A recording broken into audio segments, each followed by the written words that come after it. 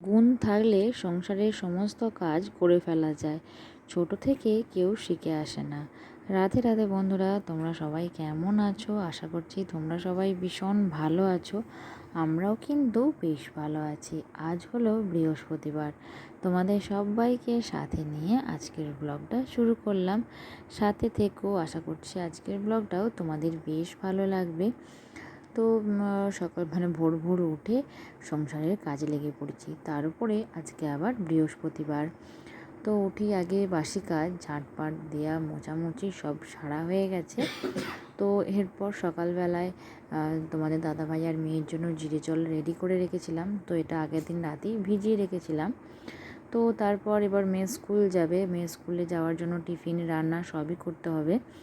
তো আগেই সয়াবিনটা ভিজিয়ে দিলাম, কেননা সয়াবিন ভিজতে অনেকটাই সময় লাগে। তারপর এই যে টিফিনটা বানিয়ে দিচ্ছি। তো রোজ রোজ কী যে টিফিন বানিয়ে দেবো সেটাই ভেবে পাই না। তো সেই জন্য আর কি নিত্য নতুন আইডিয়া মাথা থেকে বার করতে হয়। আর এখনকার ছেলেমেয়েরা তো এক খাবার রোজ খাবে না। তো আমরা যখন ছোট ছিলাম তখন কিছু না থাকলেও আমরা অল্প কিছুতেই খেয়ে নিতাম। তো এত বায়না থাকেনি। কিন্তু এখনকার ছেলেমেয়েরা তো মানে ভালো খাবার না হলে স্কুলে নিয়েই যাবে না। তো সেই জন্যই আর কি একটু কাজু দিয়ে আর একটু মেয়েকে কী বলো তো একটু ভাবলাম হালকা সুজির হালুয়ার মতো বানিয়ে দেব। তো সেই জন্যই আর কি প্রথমে কাজুটা আর সুজিটা হালকা করে ভেজে নিলাম। ভেজে নিয়ে তারপর এই যে জল দিয়ে দিয়েছি। আর আমার মেয়েকে তো চিনিটা একদমই দিই না, তো সেই জন্য ওই তাল মিশিয়ে দিয়ে দিলাম মিষ্টির জন্য। আর এদিকে 4 চামচের মতো আমুল দুধ দিয়ে দিলাম। তো আমুল দুধটা দিলে কী বলো তো খেতে না বেশ টেস্ট হবে। আর খেতে কী বলো তো ভালো লাগলে না একটু দুধ দুধ মতো থাকলে চামচে করে আমার মেয়ে আবার তুলে তুলে খেতে ভালোবাসে। ও আবার পিস করা খেতে চায় না। তো সেজন্য একটু ওই ঢলঢলা টাইপেরই রাখলাম, যাতে টাইট না হয়ে যায়। আর একটু বেশি জল জল না রাখলে না সঙ্গে সঙ্গে না টাইট মতন হয়ে যায়। তো সেই জন্য হালকা একটু নাড়াচাড়া করে দিলাম, নাড়াচাড়া করে নামিয়ে দিলাম। তো এদিকে কড়াইয়ের মধ্যে আবার তেল বসিয়ে নিয়েছি। আর মিক্সার গ্রাইন্ডারে আদা, লঙ্কা, টমেটো এগুলো একসাথে পেস্ট করে নিয়ে একবারে ওর মধ্যেই নুন আর হলুদ দিয়ে দিয়েছি। তো তারপর তেলের মধ্যে 5 ফোড়ন আর শুকনো লঙ্কা দিয়ে ভালো করে মশলাটা কষিয়ে নিলাম। তো মশলাটা কষানো হতে দিলাম আস্তে আস্তে। তারপর ওদিকে কুকারের মধ্যে ভাতটা বসিয়ে দিচ্ছি। তো দুবার বসাই, তো একবার 1 ফুট দিয়ে নামিয়ে রেখে দিই, তারপর আর একবার বসিয়ে দিই। তাহলে কি বলো তো বেশ ভালো সেদ্ধ হয়। তো এইদিকে চালটা ধুয়ে দিয়ে দিলাম কুকারের মধ্যে। জলটা গরম হয়ে যাওয়ার পর তারপর ঢাকনাটা এঁটে দেবো। তো 2টো সিটি দিয়ে নামিয়ে রেখে দেবো এখন। আর এইদিকে দেখো মশলাটা কষতে বসিয়ে দিয়েছি। তো যতক্ষণ না মশলাটা থেকে ভালোভাবে তেল বেরিয়ে আসে ততক্ষণ পর্যন্ত আর কি ভালো করে নাড়াচাড়া করে মশলাটা কষিয়ে নিলাম। তো তারপর সেদ্ধ করে রাখা ওই লাউ আর আলুটা দিয়ে দিলাম। তো কালকের হাটে না একটা বড় মতো লাউ এনেছিল। তো সেটারই অর্ধেকটা করা হয়েছে, এখনও অর্ধেকটা রয়েই গেছে। তো মোটামুটি অনেকটাই হয়েছে বলতে পারো। তো কুকারের মধ্যে না একবারে ধরেনি, তো দুবারেই আর কি করতে হলো। তো মেয়ের জন্য ওই একটু নরম রেখে দিয়ে আর বাদ বাকিটা এই থালার মধ্যে ঢেলে একটু শক্ত মতন করে পিস করে নিলাম। তো এদিকে সয়াবিনটা তো ভিজিয়ে দিয়েছি আগেই। আর এদিকে ওই পটল কেটে নিচ্ছি আর একটু ক্যাপসিকাম কেটে নেব। তো রোজকার কী যে সবজি বানিয়ে দেবো কিছুই ভেবে পাই না। আর সবজি তো দিনে ভাতের সঙ্গে তো একবার খেতেই হবে। আর মেয়ে যেহেতু সকালেই খেয়ে যায়, দুপুরে আর খায় না, তো সেই জন্য ওর জন্য কিছু না কিছু সবজি আমি বানিয়ে দিই। তো সেই জন্যই দেখো ছোট্ট ছোট্ট করে ক্যাপসিকাম কুচি নিলাম। আর এই ক্যাপসিকামটা কি বলো তো খাওয়া কিন্তু শরীরের পক্ষে খুবই ভালো, কারণ এর মধ্যে অনেক উপকার আছে। আর এছাড়াও সয়াবিনটাও তাই। তো আমার মেয়ে ওই মাছের পেটি ছাড়া একদম খেতে চায় না। আর কি বলো তো ও একটু ডাল একটু শাক সবজি না হলে একদমই তো হয় না। তো সেই জন্যই আর কি ভেবে ভেবে মেয়ের জন্য কিছু সবজি রান্না করি। আর যাই করি বলতে পারো অল্প করে করি, কেননা শুধুমাত্র ওর জন্যই করি। কেননা এখন সকাল থেকে রান্নাটা করে রাখলে সেই দুপুর 2টোর সময় রান্নাটা একবারে জুড়িয়ে যায়। আর ঠান্ডা হওয়া রান্না একদমই খেতে ভালো লাগে না। তো সেই জন্যই অল্প করে ওর মতো বানাই। তো হয়তো ওর খেয়েও একটু থেকে গেলে আমারও হয়ে যায়। তো আমিও মেয়ের সাথে ওর স্কুল যাওয়ার টাইমে আর কি ভাতই খেয়ে নিই। কিন্তু এই দুদিন শরীরটা খারাপ বলে না আর ভাত খাইনি, ওই মুড়িই খাচ্ছি। তো ওর মতোই সেজন্য অল্প করেই করেছি। তো এদিকে পটলটা আর সোয়াবিনটা ভেজে রেখে দিলাম। দিয়ে ওই যে লাউয়ের তরকারির যে মশলাটা করেছিলাম সেটারই একটু রেখে দিয়েছিলাম। তো সেই মশলাটা দিয়ে ওর মধ্যে দুটো মানে অল্প করে সর্ষে, গোটা সর্ষে দিয়ে আর ক্যাপসিকাম কুচিটা দিয়ে ভালো করে নাড়াচাড়া করে নিলাম। তো এখন একটু কাশ্মীরি লঙ্কার গুঁড়ো দিয়ে দিচ্ছি, তাহলে না তরকারিটা বেশ ভালো রং হবে। তো এভাবে ওই সয়াবিন আর পটলটা নাড়াচাড়া করে একটু জল দিয়ে রসার মতো করে আর নামিয়ে নিয়েছি।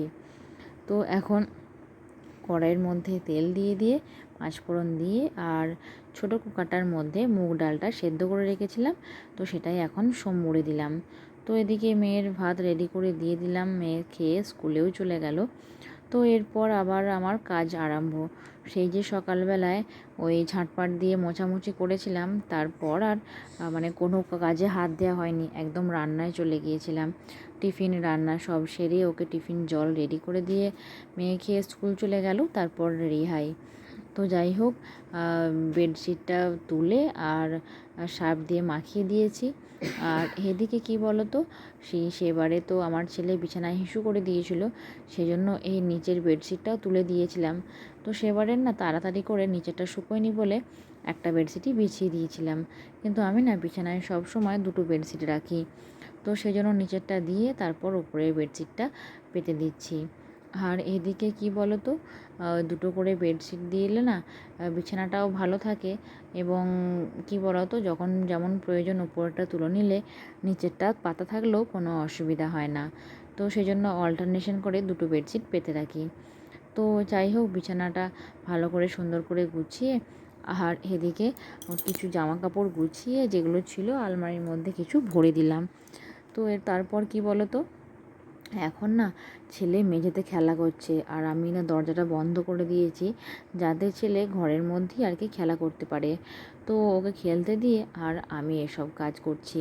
তো প্রথমে তো বেডশিটটা বিছিয়ে নিলাম বিছানার মধ্যে, তারপর এই যে আলমারিটা কাঁচগুলো প্রথমে ভালো করে কলিন দিয়ে পরিষ্কার করে মুছে দিলাম। তো তারপর নিচেটা মুছে নিচ্ছি। তো এগুলো হচ্ছে রোজকার কাজ। আর এই কাজগুলো কি বলো তো, একটু সময় লাগে, আর রোজকার তো তাড়াতাড়ি করে নেওয়া হয়। তো সেই জন্য আজকে ভাবলাম ছেলেকে নিচে খেলতে দিই। আর আমার ছেলে না বিভিন্ন রকম খেলা নিয়ে দিব্যি নিজের মনের মতো খেলতে থাকে, আর আমিও আমার কাজগুলো গুছিয়ে করতে পারি। তো যাই হোক, আলমারিটা মুছে নিয়ে এরপর এই তাকটা এখন পরিষ্কার করব। তো ছেলের তো বেশ কবারই শরীর খারাপ হলো, একবার সর্দি হলো, একবার জ্বর হলো, তারপরে আবার এই কদিন মানে ওই বমি পায়খানার মতো হলো। তো সেই জন্য না ছেলের অনেক রকম ওষুধ হয়ে গেছে তাকটার মধ্যে, জানো তো। তো কিছু মানে বাতিল করা হবে আর কিছু রাখা হবে। তো যেগুলো বাতিল করে দেব সেগুলো নিচে নামিয়ে নিচ্ছি, তারপর সুন্দর করে মুছে দিচ্ছি। আর এমনিও দেখবে এখানটা যেহেতু খোলা, সেজন্য না ধুলো পড়ে। তো সেজন্য মাঝে মধ্যে অন্তত সপ্তাহে একবার এখানটা বাগাতে পারলে না বেশ ভালো হয়। তো আমি তো ভেবেছি প্রত্যেক সপ্তাহে একটা দিন নির্দিষ্ট দিন করে নেব, আর এভাবে ছেলেকে খেলতে দিয়ে একটু করে রোজ গুছিয়ে নেব, তাহলে না একদমই অগোছালো হবে না। তো তারপর সব কিছু নামিয়ে নিচ্ছি, নামিয়ে নিয়ে এরপর গুছিয়ে নেব। তো অতগুলো তাকের জিনিস গোছাতে তো অনেকক্ষণ সময় লাগবে। তো সেই জন্য আর কি একটা একটা করে আগে নামিয়ে নিই, তারপর মুছে নেব, তারপর গোছাবো। তো যাই হোক, আগের ব্লগে দিদিভাইদের কমেন্টগুলো তোমাদের সাথে শেয়ার করে নিই। তো আগের ব্লগে ঝুমা অধিকারী দিদিভাই কমেন্ট করেছে, এছাড়াও তার দিদিভাই কমেন্ট করেছে, খুব সুন্দর একটা দিন জীবন থেকে চলে গেল। তো তোমাদের এত সুন্দর সুন্দর কমেন্টগুলো আমার পড়তে বেশ ভালোই লাগে, আর তোমাদের জন্য আমার তরফ থেকে রইল অনেক অনেক ভালোবাসা। তো দেখো, তাক থেকে সব নামিয়ে নিয়েছি এবং সুন্দর করে মুছেও দিয়েছি। আর ছেলে দিকে দেখো দিব্যি খেলা করছে। তো যাই হোক, নিচে যেগুলো নিয়ে খেলছে সেগুলোও তো আমাকে গোছাতে হবে, কিন্তু সেগুলো কোনো মানে ব্যাপার না, কেননা ছোটো ছেলে, ওকে তো কিছু না কিছু নিয়ে থাকতেই হবে। তো এভাবে আস্তে আস্তে একে একে সব কটা তাক আমি সুন্দর করে গুছিয়ে নিলাম। আর কি বলো তো, এখানটা গোছানোর পর না দেখতে না খুব ভালো লাগে। তো এদিকে দেখো, ওই যে ঠাকুরের যে পিকচারগুলো আছে, তো ওগুলো আমি তুলে রেখে দিলাম আগে। আর এখানটা কি বলো তো, সকালবেলায় বাগিয়ে নেওয়াই বেশ ভালো হয়, যেহেতু এখানটায় আমি ওই রাধা মাধবের মূর্তি রাখি, সেজন্য ওই কাপড় ছাড়ার পরই এখানটা বাগাতে পাই। তো গোছানো বাগানোর পর দেখো কত সুন্দর দেখতে লাগছে। তো তারপর যাই হোক, এরপর সিঁড়িটা মুছে নিচ্ছি। তো সকালবেলায় না তাড়াতাড়ি করে সিঁড়িটা মুছিনি, কেননা সকালবেলায় বাড়ি ঘরগুলো সব স্ট্যান্ডে করে মুছি। আর এখন এই সিঁড়িটা দেখো, ওই বালতি করে জল নিয়ে আর একটা কাপড় দিয়ে মুছে নিলাম। তো এরপর ওই যে বেডশিটটা মাখিয়ে রেখেছিলাম, তারপরে বালিশের ওয়ার, আরও সব অনেক কিছু মাখিয়েছিলাম, ছেলের মেয়ের জামা কাপড় ছিল, তো সব এখন এগুলো কেচে নিচ্ছি। তো কেচে নিয়ে তারপর স্নান করব। তো আজকে কিন্তু বেশ বেলা হয়েছে, তো মোটামুটি ওই 12টার মতো বেজে গিয়েছিল।